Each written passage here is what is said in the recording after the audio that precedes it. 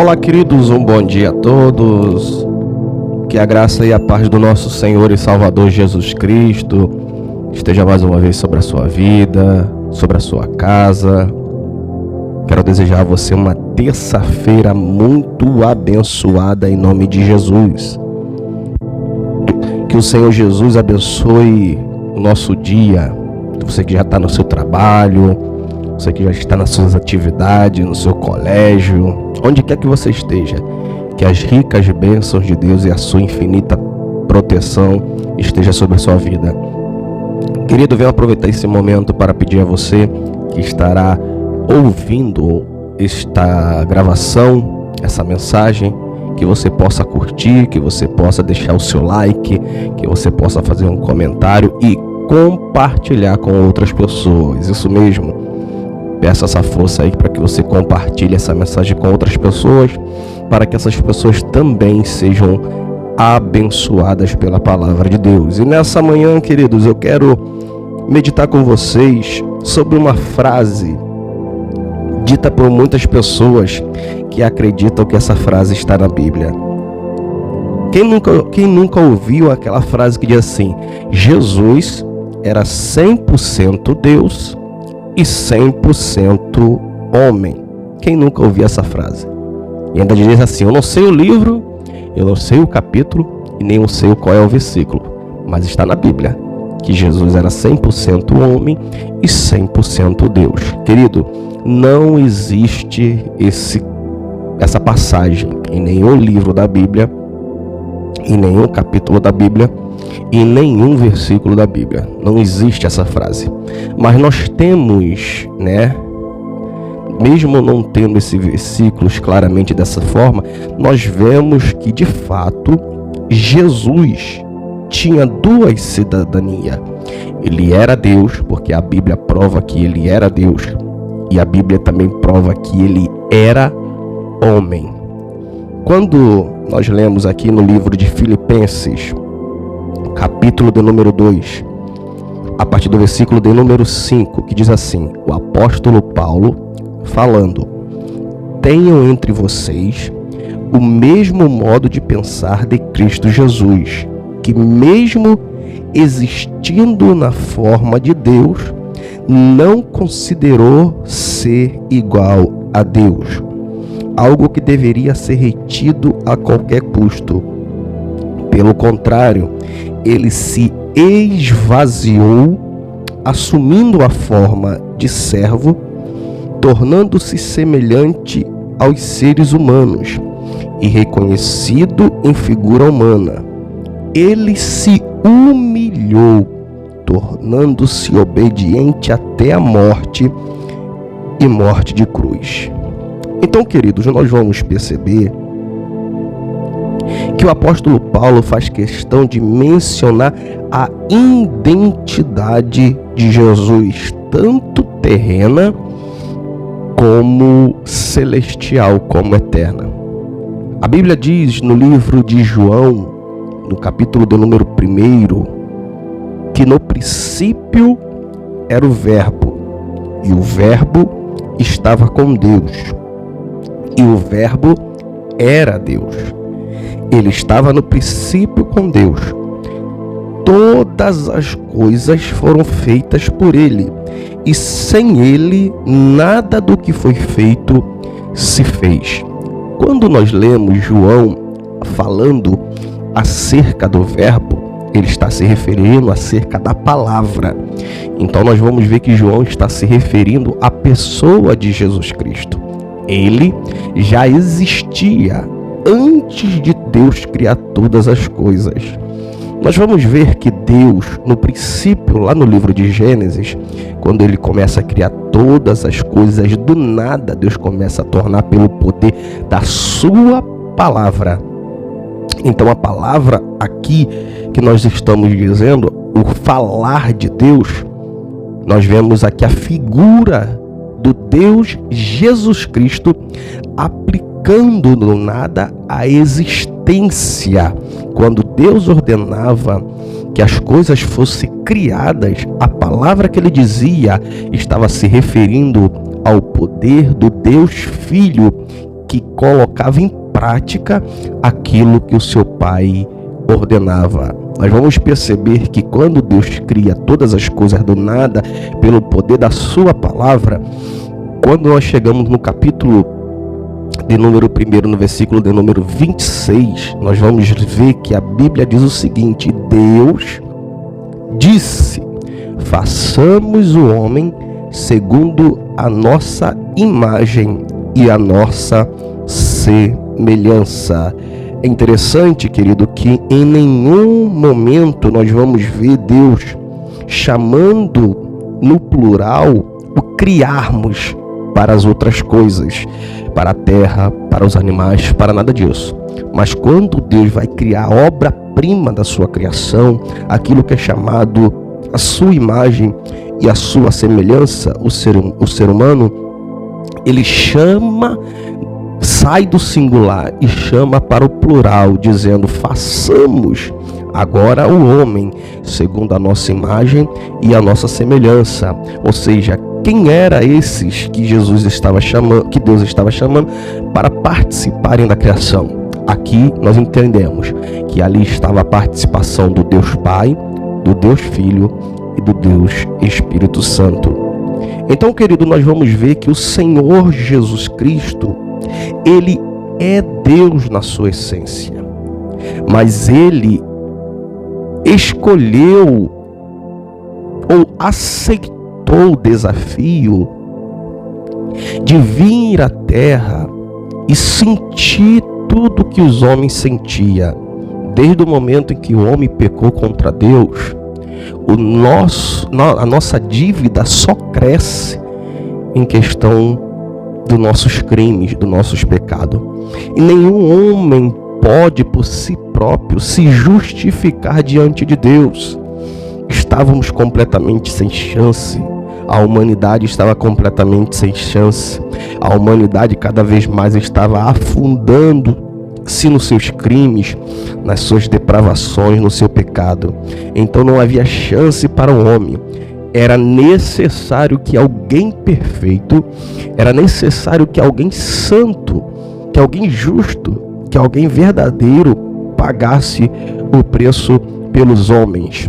Abraão não pode pagar, Moisés não pode pagar, Elias não pode pagar, Davi não pode pagar, Jeremias, Isaías, Ezequiel, Abadias, nenhum desses homens que foram excelentes homens de Deus poderiam pagar, suportar em si o pecado de toda a humanidade.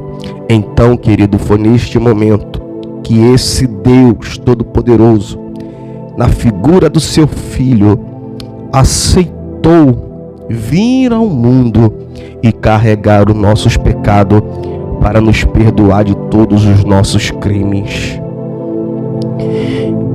A Bíblia diz que nós lemos aqui no livro de Filipenses que ele, quando veio à terra, louvado seja o nome do Senhor, ele não, mesmo sendo Deus, ele não considerou-se ser igual a Deus.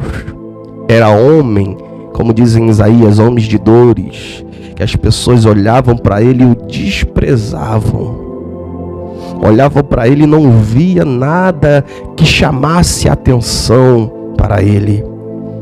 Mas ele era o desejado das nações. Através dele o mundo seria salvo. Ele era Deus, não precisava pagar nada, não precisava passar por nada disso, mas ele entendeu que para o resgate do homem, para a chance do homem voltar a ter intimidade com Deus, precisava que alguém justo, verdadeiro, santo, pagasse o preço no nosso lugar. Estávamos condenados, querido, não tínhamos chances nenhuma, mas ele assumiu o nosso lugar. Ele veio a esse mundo, nasceu no ventre de uma mulher, passou frio, passou fome, passou provações, suportou desertos, suportou tentações do maligno, mas em tudo foi tentado, mas venceu tudo, ele não pecou. Tem muitos que não acreditam na veracidade do Jesus homem, e diz: se de fato ele era Deus, se de fato esse Jesus era Deus, o que impedia que ele usasse do seu poder para facilitar a sua vida aqui na terra? Porque nós sabemos que nossa vida não é fácil. Se você quer ter uma vida correta, se você quer ter uma vida certinha, fugir das coisas erradas, você sabe que não é fácil, porque a nossa inclinação real é voltada para o mal, é voltado para fazer o pecado, é voltado para se afastar de Deus. O nosso desejo realmente é fazer tudo aquilo que é depravado. E quando você coloca a sua vida em fazer o que agrada a Deus, é uma luta constante. É por isso que a Bíblia diz que o espírito está pronto, mas a carne é fraca. A carne, todos os dias nós temos que lutar contra ela para não fazer as suas vontades, e isso dói. Isso dói. Então, muitos que não acreditam que Jesus era 100% homem, 100% Deus, diz assim: se ele realmente era Deus na figura de um homem, o que impedia dele usar o seu poder para facilitar a sua vida aqui na terra?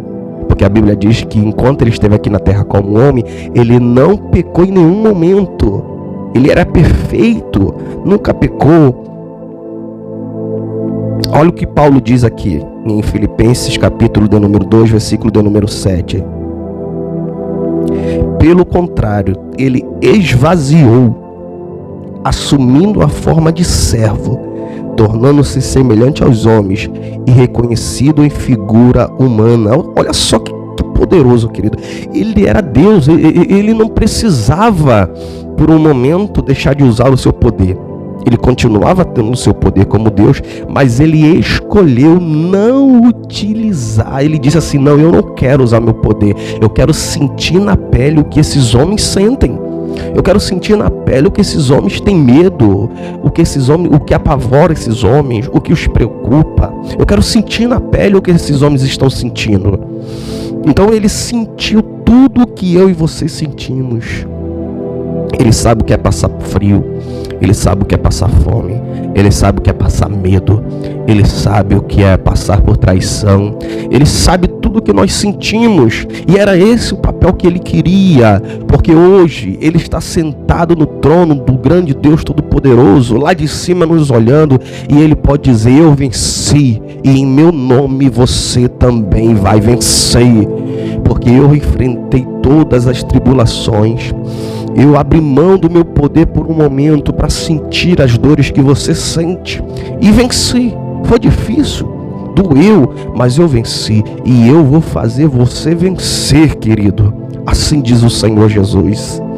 Louvado seja o nome do Senhor. Olha o que diz em João, capítulo 10, versículo de número 18. Jesus dizendo: ninguém tira a minha vida de mim, mas eu a dou por minha própria vontade. Tenho o direito de dá-la e de tornar a recebê-la, pois foi isso o que o meu Pai me mandou fazer. Olha que tremendo, querido. Oh, louvado seja Deus. Jesus deixa bem claro: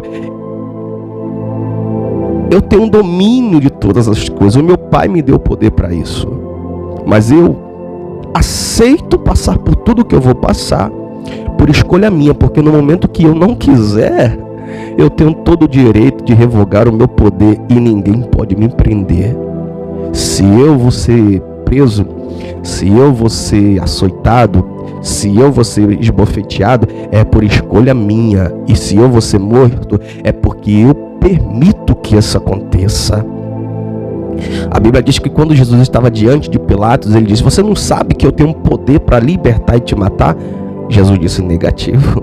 O poder que você tem só é permitido porque o Pai lá de cima te autorizou, senão nenhum poder você teria sobre mim. Bendito seja o nome do nosso grande Deus. Olha o que um filósofo, teólogo chamado C.S. Lewis disse. Ele falou o seguinte sobre essa questão de Jesus ser homem e ser Deus. Ele disse o seguinte: 3 opções aqui nós podemos tratar. Ou Jesus, quando falou que ele era homem e que era Deus, ou ele estava mentindo, Ou ele era um mentiroso, ou ele era um lunático, um maluco, ou ele de fato era quem ele dizia que era. Vamos lá? Se nós pegamos os textos sagrados, nós vamos ver que em algum momento Jesus era mentiroso, aquilo que ele falava era mentira, as suas mensagens, os seus milagres eram mentirosos. Então cai essa primeira tese: Jesus não era mentiroso. Segundo, Jesus era maluco, Jesus era lunático. Nós vamos ver que várias vezes ele libertou pessoas possessas de demônios. Ele curou pessoas, sarou, salvou, libertou. Coisas que nenhum religioso da época fez. Então ele não era maluco. Então nos resta apenas a última opção. De fato, ele era quem ele dizia ser. Ele é o Deus Pai. Ele é o Deus Todo-Poderoso. A Bíblia diz no livro de Isaías, capítulo 9, versículo de número 6: e um filho se nos dará, e o seu nome será maravilhoso, Conselheiro, Deus forte, Pai da eternidade e Príncipe da paz. Ele é aquilo que a nossa alma deseja. Bendito seja o nome do nosso Deus. Ele é o nosso Deus Todo-Poderoso, que escolheu, aceitou a missão de pagar um preço que eu e você não poderia pagar, querido. Então que você nessa manhã possa valorizar o sacrifício de Cristo pela sua vida, que sendo Deus, não quis se parecer com Ele, ou seja, quis assumir realmente a função de um simples servo, passar por tudo que passou para que tivéssemos vida nele. Por isso eu convido a você que está se sentindo fraco espiritualmente, que está se sentindo desanimado espiritualmente, que ainda não aceitou a Jesus, venha para Ele, aceite-o como seu único e suficiente Salvador, porque eu declaro e confirmo para você que nenhum amor vai superar o amor desse Deus, que abre mão da sua glória para poder vir aqui na terra, passar o que passou por nós. Então, querido, se sinta alegre, se sinta feliz, porque o mundo pode não te amar, mas tem um Deus lá em cima que te ama e quer salvar a sua vida. Que Deus te abençoe, que você tenha um dia muito frutífero, em nome de Jesus.